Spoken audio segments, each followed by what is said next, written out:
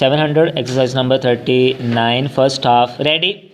The girl was 18 years old when he went away. First half. There came before his eyes a memory of her so clear that he was surprised.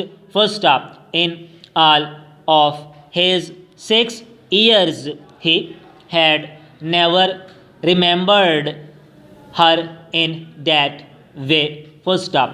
She was as lovely as a summer morning and she was sweet and good. First half. The waters of all the seas that he had seen were not as blue as her eyes, and no gold that he had mined was more beautiful than the expression on her face when first he told her that he loved her and asked her to wait for him. First up.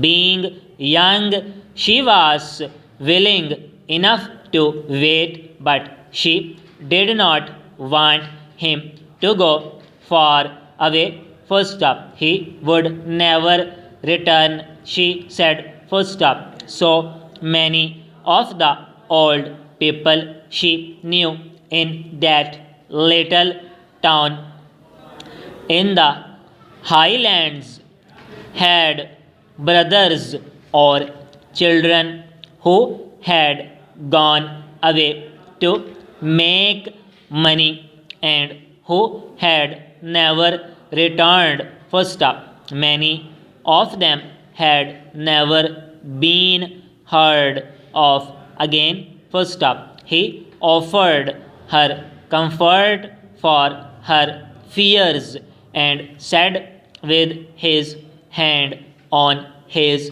heart that he would return to her. First up. I shall turn up again, my love, he said, like a bad penny.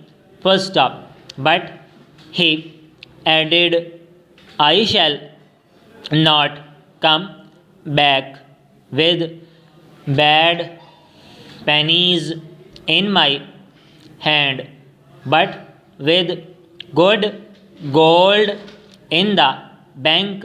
First up. Who said I wished for gold? Question mark. She cried in her fear.